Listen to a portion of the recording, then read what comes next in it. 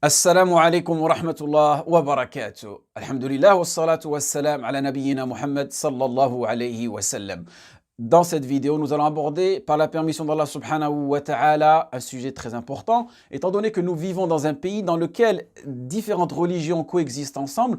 Donc beaucoup de musulmans se posent cette question-là. Est-ce qu'un homme musulman peut-il se marier avec une chrétienne? Et est-ce qu'une femme musulmane peut-elle réellement se marier avec un chrétien ou bien un juif? Étant donné que nous sommes galants, nous allons débuter par la jante féminine. Donc nous allons répondre à la première question, c'est est-ce qu'un homme peut se marier avec une chrétienne? Avant d'avancer plus loin dans cette vidéo, il est important de déterminer qu'est-ce que signifie être chrétien. Sachant que nous avons des catholiques, nous avons des protestants, nous avons aussi des orthodoxes, mais en réalité ces trois groupes-là, ils se regroupent sous un seul dogme, sous une seule foi, une foi qui est trinitaire, c'est-à-dire la foi en un seul Dieu, qui est à la fois le Père, le Fils et le Saint-Esprit. Et comme vous pouvez le savoir, les chrétiens ne croient pas en Mohammed sallallahu alayhi wa sallam comme dernier messager. Donc pour nous, un musulman, le chrétien, yakfuru, il mécroit en l'existence de Mohammed sallallahu alayhi wa sallam en tant que dernier messager. Et aussi, un chrétien, il associe à Allah subhanahu wa ta'ala un fils, un Saint-Esprit.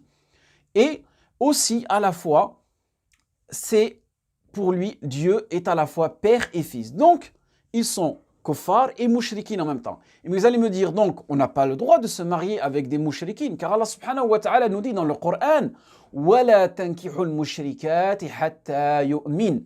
Et n'épousez pas les femmes associatrices tant qu'elles n'auront pas la foi. Donc ici, c'est une très bonne question. Ce qu'il faut qu'on comprenne, c'est que tout simplement, il existe deux sortes de shirk, deux sortes de polythéisme. Donc nous avons le shirk mutlaq, c'est-à-dire le shirk, le polythéisme absolu, général, qui lui est spécifique aux païens, car ils adorent toutes sortes de choses, d'accord? Donc des statues, des arbres, ainsi de suite. Et nous avons aussi le shirk muqayyad, c'est-à-dire le polythéisme restrictif, limité, qui lui est spécifique aux gens du livre, car eux, ils adorent Dieu, mais ils associent un fils, un père ou bien un Saint-Esprit. Et la preuve de cette différenciation, de cette distinction, c'est la parole d'Allah subhanahu wa ta'ala. Il nous dit dans le Coran, لَمْ يَكُنِ الَّذِينَ كَفَرُوا مِنْ أَهْلِ الْكِتَابِ وَالْمُشْرِكِينَ مُنْفَكِّينَ حَتَّى تَأْتِيَهُمُ الْبَيِّنَةُ. C'est-à-dire les infidèles parmi les gens du livre, ainsi que les associateurs, ne cesseront pas de mécroire jusqu'à que leur vienne la preuve évidente. Donc nous voyons bien ici qu'Allah subhanahu wa ta'ala a fait une distinction entre les gens du livre et les associateurs. Et à cela aussi s'ajoute une règle dans le Coran. Nous avons dans le Coran des versets généraux, c'est-à-dire ils ont une signification générale qui peuvent être abrogés ou bien spécifiés par d'autres versets. Et le verset général que nous avons vu précédemment est « N'épousez pas les femmes associatrices ». Mais nous avons aussi un verset dans Surat al-Ma'ida qui vient nous donner une spécificité ou bien une sorte d'exception. Allah subhanahu wa ta'ala nous dit « Al-yawma uhilla lakum at-tayyibat wa ta'amu alladhina utul kitaba hillun lakum wa ta'amukum hillun lahum wal muhsanatu minal mu'minat wal muhsanatu minal ladina أوتوا الكتاب من قبلكم إذا آتيتموهن أجورهن محصنين غير مسافح ولا متخذي أخدان. Vous sont permises aujourd'hui les bonnes nourritures, vous est permise la nourriture des gens des livres et votre propre nourriture leur est permise. Vous sont permises aussi les femmes vertueuses d'entre les croyantes et les femmes vertueuses d'entre les gens qui ont reçu le livre avant vous, si bien sûr vous leur donnez leur mahar avec contrat de mariage. Donc, pour se marier avec une chrétienne aujourd'hui, il faut qu'elle soit vertueuse et lui verser sa dot et bien sûr un contrat de mariage qui stipule donc un tuteur et deux témoins. Liqawli sallallahu alayhi wa sallam, la nikaha illa biwali wa shahidai adl. Rawahu al-Bayhaqi. Rawahu al-Bayhaqi. Donc de plus, on voit ici que l'islam, à travers ce verset, on voit que l'islam prône le vivre ensemble, la cohésion sociale avec d'autres religions. Très bien, maintenant, est-ce qu'une femme musulmane peut se marier avec un juif ou un chrétien?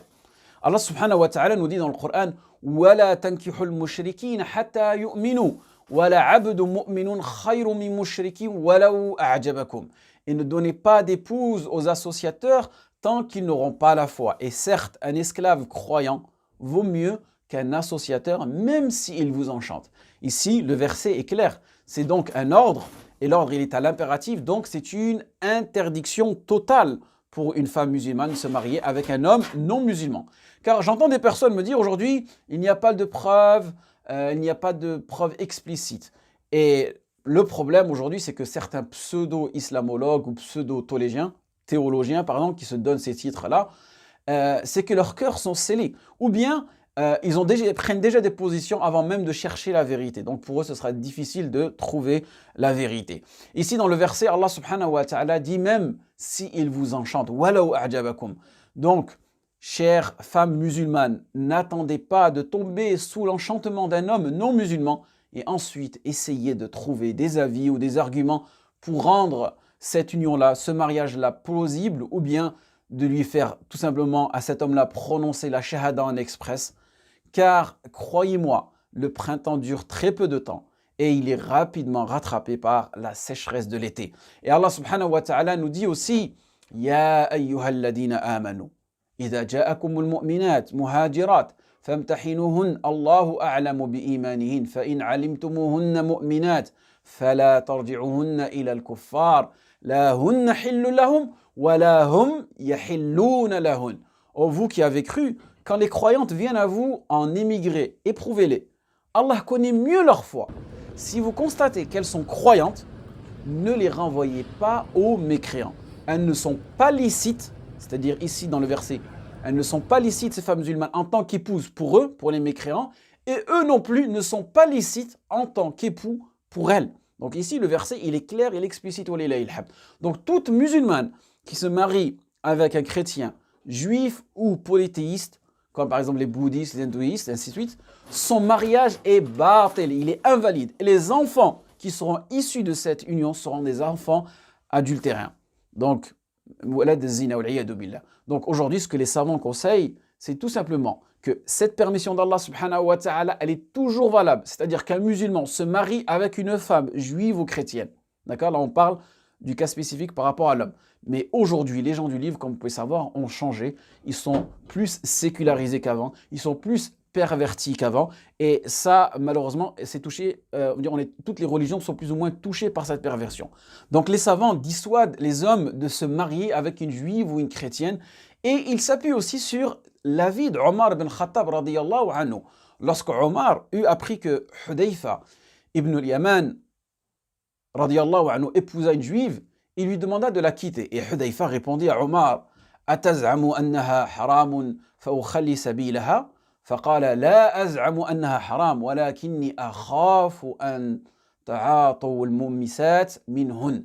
Tu prétends qu'elle serait interdite pour moi, Omar, répondit Hudayfa. Omar lui dit non, mais j'ai peur que vous donniez préférence aux femmes non vertueuses parmi elles et dans une autre riwaya et vous délaissiez les femmes musulmanes. Donc la priorité aujourd'hui, c'est de se marier avec une musulmane, car il ne faut pas uniquement penser à l'instant présent ou bien être attiré par cette femme-là pour des raisons sentimentales ou pour des raisons physiques, car tout cela est voué à s'éclipser, à disparaître. Mais donner une priorité à l'héritage que l'on va laisser, c'est-à-dire on va laisser une famille, on va laisser des enfants, qui pour eux sera difficile de trouver une balance entre différentes cultures et différentes croyances. Et n'oubliez pas que nous vivons dans une ère où le père n'a plus la même autorité qu'auparavant et que généralement aujourd'hui l'éducation passe plutôt par la mère. Déjà que le mariage de nos jours est assez compliqué, donc élever des enfants c'est aussi un gros challenge de nos jours. Si en plus il faut rajouter ce challenge-là de double religion, un père qui dit haram, une maman qui dit halal, un papa qui dit Dieu c'est Allah, l'autre qui dit c'est Jésus, un qui dit Jésus est un prophète, l'autre qui dit Jésus n'est pas un prophète, Mohammed est un prophète, Mohammed n'est pas... Dire, rentrer dans toutes ces discussions-là, ce sera beaucoup plus difficile pour élever nos enfants. Donc Cheikh Uthaymin rahimahullah nous donne une règle très importante, il nous dit Kullu shay mubah idha khashiya minhu al-mahdhur fa innahu yakunu haram.